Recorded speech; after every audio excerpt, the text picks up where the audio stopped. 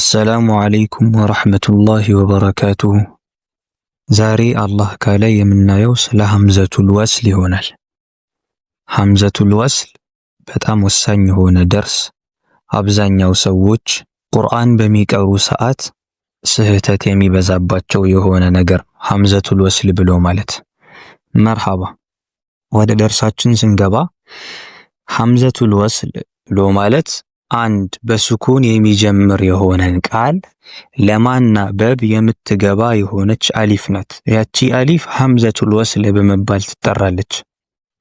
እቺ አሊፍ ወይንም ደግሞ እቺ ሐምዘቱል ወስል ሁል ጊዜ የምትጻፈው ከቃል መጀመሪያ ላይ ነው። የቃል መሐከል ላይ አትመጣም። የቃል መጨረሻ ላይም አትመጣም።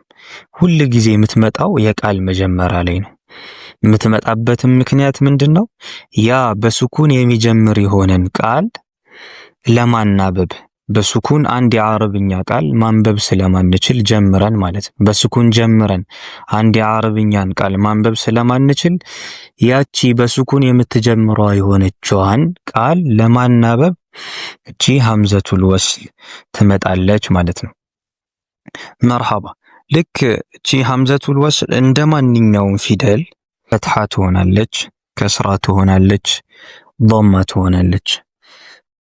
መቼ ነው ፈትሐ የምትሆነው? መቼ ነው ከስራ የምትሆነው? መቼ ነውስ ደግሞ ዶማ የምትሆነው የሚለውን እንመለከታለን። የመጀመሪያው ፈትሐ መቼ ነው የምትሆነው ለሚለው ጥያቄ አንድ ቃል እንውሰድ። አልሐምዱ የሚል ቃል እንውሰድ። አልሐምዱ የሚለውን ቃል ስንመለከት እዚህ ጋር አሁን ፈትሐ አድርገን ነው ያነበብነው። ለምንድን ነው ፈትሐ አድርገን ያነበብነው? ይሄ ለሁሉ ቦታ ላይ ያለ የሆነ ህግ ነው።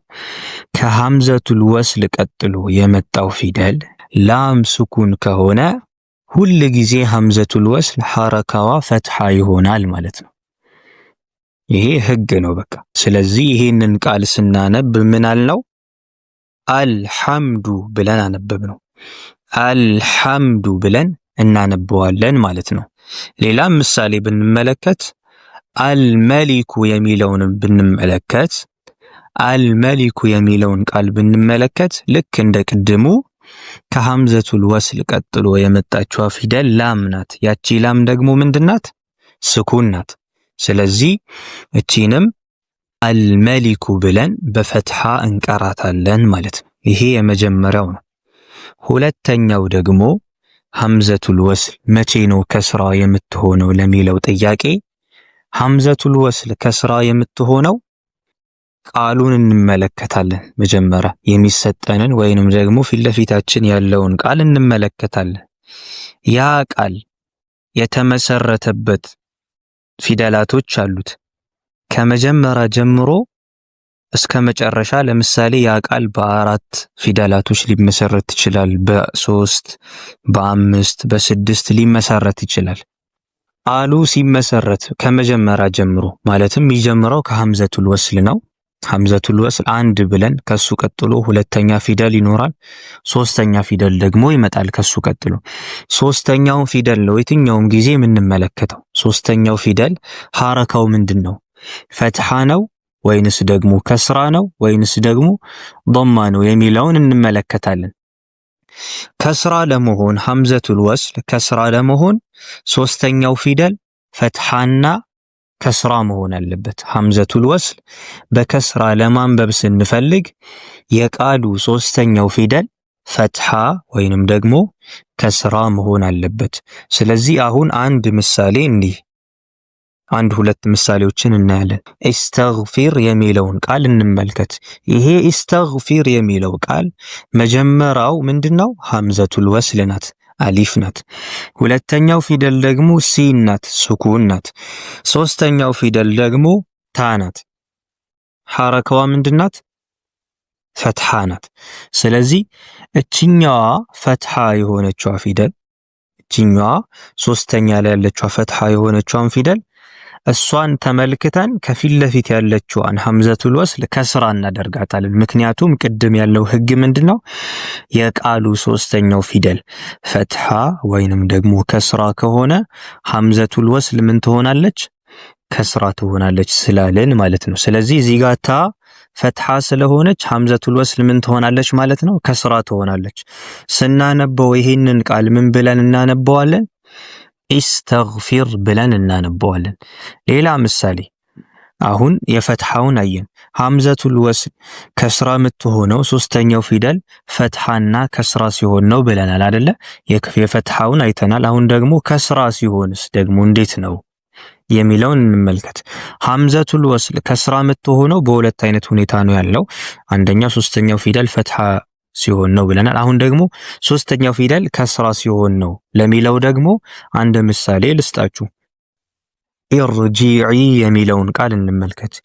ይሄ ቃል ሶስተኛው ፊደል ስንመለከት የመጀመሪያው ፊደል ሐምዘቱል ወስል ናት። ሁለተኛዋ ፊደል ደግሞ ራ ናት። ሶስተኛው ፊደል ደግሞ ጂም ነው። የጂሙ ሐረካ ምንድነው? ከስራ ነው። ስለዚህ የጂሙ ሐረካ ከስራ ስለሆነ ሐምዘቱል ወስል ከስራ አድርገን እናነባታለን ማለት ነው። ስለዚህ ሲነበብ ምንድነው የሚሆነው? ኢርጂዒ ይሆናል ማለት ነው። በዚህ አይነት መልኩ የትኛውም ቁርአን ላይም የአረብኛ ቃላቶች ላይም በዚህ አይነት መልኩ ሐምዘቱል ወስልን ከስራ አድርገን እናነበዋለን። አሁን ሁለት ተመለከትን ማለት ነው። አንደኛው ፈትሐ የምትሆንበትን፣ ሁለተኛው ደግሞ ከስራ የምትሆንበትን አየን። አሁን የቀረን አንድ ነው። ሐምዘቱል ወስል መቼ ነው ዶማ የምትሆነው የሚለውን እንመለከታለን። ሐምዘቱል ወስል መቼ ነው ዶማ የምትሆነው? አሁንም ልክ እንደዚሁ እንደ ከስራው ሐምዘቱል ወስል ዶማ የምትሆነው አሁንም ቃሉን እንመለከታለን። ቃሉ የተመሰረተበት ሶስተኛው ፊደል ሐረካውን እንመለከታለን። ሐረካው ዶማ ከሆነ ሐረካው ሶስተኛው ፊደል ያለችዋ ሐረካ ዶማ ከሆነች ሐምዘቱል ወስል ዶማ ይሆናል ማለት ነው። አንድ ቃል ልስጣችሁ ምሳሌ ኡድዑ የሚል ኡድዑ። ይሄ ቃል የመጀመሪያው ፊደል ምንድናት? ሐምዘቱል ወስል ናት። ቀጣይ ላይ ደግሞ ያለችዋ ዳል ሱኩን ናት። ቀጣይ ሶስተኛ ላይ ደግሞ ያለችዋ አይን ናት። አይኗ ሐረካዋ ምንድነው? ዶማ ነው። ስለዚህ ይሄንን ቃል ማንበብ ስንጀምር ሐምዘቱል ወስልን ዶማ አድርገን ነው የምናነበው። ኡ ብለን ነው የምንጀምረው። ምክንያቱም ሶስተኛዋን ፊደል አይተን ሶስተኛዋ ፊደል ሐረካዋ ዶማ ስለሆነ ሐምዘቱል ወስል ምን ትሆናለች? ዶማ ትሆናለች ማለት ነው። ስለዚህ ምን እንለዋለን? ኡድዑ ብለን እናነበዋለን ማለት ነው። ኡድዑ ብለን እናነበዋለን። ሌላ አንድ ተጨማሪ ምሳሌ ለዶማ ኡትሩክ የሚል እንውሰድ። ኡትሩክ የሚለውን ስንወስድ የመጀመሪያው ፊደል ሐምዘቱል ወስል ነው። ሁለተኛዋ ፊደል ታ ሳኪና ናት። ሶስተኛ ደግሞ ራ ዶማ ናት። ስለዚህ ሶስተኛው ፊደል ዶማ ስለሆነ ወይንም ደግሞ ራዋ ዶማ ስለሆነች ሐምዘቱል ወስልን በዶማ እናነበዋለን ማለት ነው። ኡትሩክ ብለን እናነበዋለን ማለት ነው። ስለዚህ የዛሬው ደርሳችን ይሄን ይመስላል። መጨረሻ ማጠቃለያ በጥያቄ እንዘጋዋለን። ቃላቶችን እሰጣችኋለሁ። እነዛ ቃላቶች ምን እንደሚሉ ትነግሩኛላችሁ። ስለዚህ ከመጀመሪያው እንጀምር። ይሄ ቃል ምን ተብሎ ነው የሚነበበው? ሐምዘቱል ወስልን በምንድን ነው የምናነባት? አሁን በተማርነው ደርስ መሰረት ሐምዘቱል ወስልን ፈትሐ ነው የምናደርገው ወይስ ደግሞ ዶማ ነው ወይስ ደግሞ ከስራ አድርገን ነው የምናነበው? ምን ይላል? አዎ አሸምሱ በፈትሐ ማለት ነው። ምክንያቱም ላም ሱኩን ስለሆነች ከሐምዘቱል ወስል ቀጥሎ። ስለዚህ ደርስ አላህ ካለ ቀጣይ ላይ እንመለከታለን። አሁን እዚህ ጋር ላም ሱኩን ትሁን እንጂ አላነበብናትም። ስለዚህኛው ደርስ ደግሞ መቼ ነው ላም ሱኩን የምትነበበው መቼ ነውስ ደግሞ ማትነበበው የሚለውን በቀጣይ ደርሶቻችን የምንመለከት ይሆናል። ግን ይሄን ስናነብ ምን ብለን ነው የምናነበው? አሸምሱ ብለን እናነበዋለን ማለት ነው። ሁለተኛውስ አው ኢንቃሊብ